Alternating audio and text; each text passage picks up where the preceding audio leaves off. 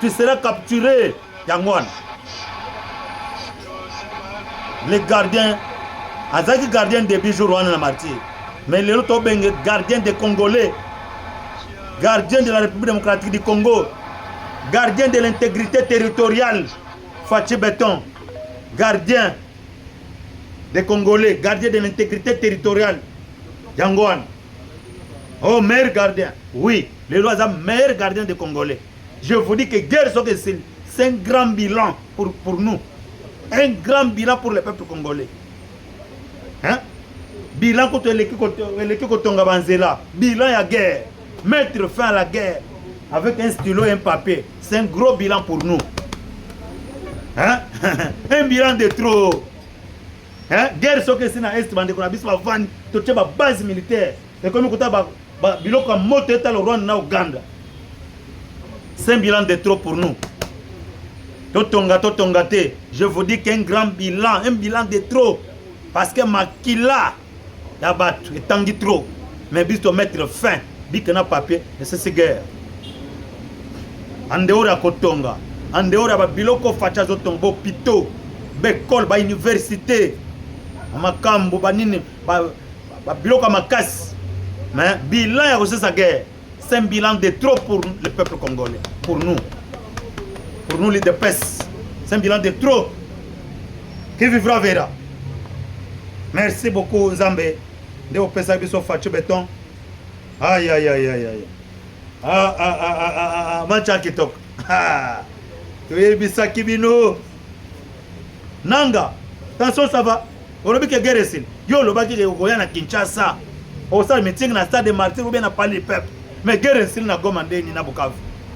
Et qu'aussi la tête au Kima. Hein? Aïe aïe aïe aïe. Là aussi c'est un message au Yaya. Bande Konangai.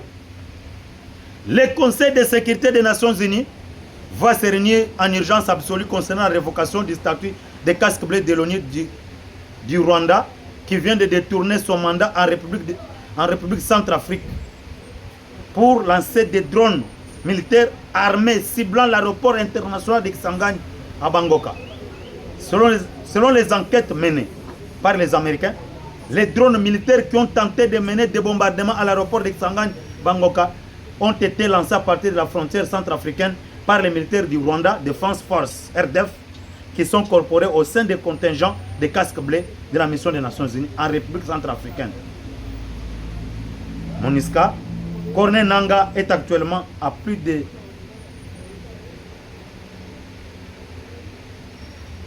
700 km à Goma. Il a été imposé de se proclamer comme le lanceur de dites attaques des drones militaires visant l'aéroport international de Kisangani Bangoka. Ndebumani Nanga Bimi, avant de se proclamer, ils ont M23 moto attaqué, ils ont mis en garde au PC. Non, manipuler comme à leur service. Pour que tu sauves le casque bleu, il y a Rwanda, il y a ONI, il faut yo le baquet, biso M23 de Batu, tu attaques l'aéroport à Kisangani. Mais c'est faux. Baza déjà identifié. Mondele. Et il ne maîtrise rien sur la politique de tout Rwandais. Aux ordres du génocidaire Paul Kagame, qui lui fait tout. Qui lui fait faire tout ce qu'il veut, quand il veut et comme il veut. Par ailleurs, si l'information américaine qui implique les attaques de l'aéroport international de Kisangani par des drones militaires du Rwanda à partir du territoire souverain de la République centrafricaine se confirme, il sera abordé la révocation pure et simple du mandat des casques bleus rwandais par le Conseil de sécurité des Nations Unies.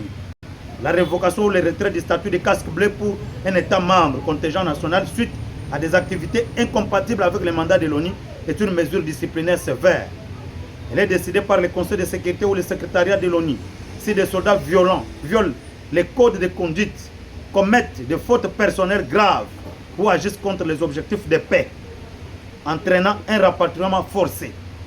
Nature des activités entraîne un rapatriement forcé. Nature des activités incompatibles, il s'agit d'actions qui contreviennent aux règles d'engagement, comme l'usage abusif de l'autorité, le non-respect des lois locales ou des fautes graves, violation des droits de l'homme, exploitation sexuelle. Procédure. L'ONU par le biais du département des opérations de maintien de la paix, DOMP, mène des enquêtes. Si comme les allégations sont confirmées, l'État contributeur est invité à retirer son contingent où le mandat est résilié par l'ONU. C'est ça qui va être fait la semaine prochaine. Aïe, aïe, aïe, aïe. Awa, petit Kagame azali banda, na masolo tout. Na masolo tout. Tous les dossiers. Na la table, M. Trump, na département d'État américain, na congrès américain, na ibisa kabino. Ce qui dossier à Washington est comme à niveau à congrès.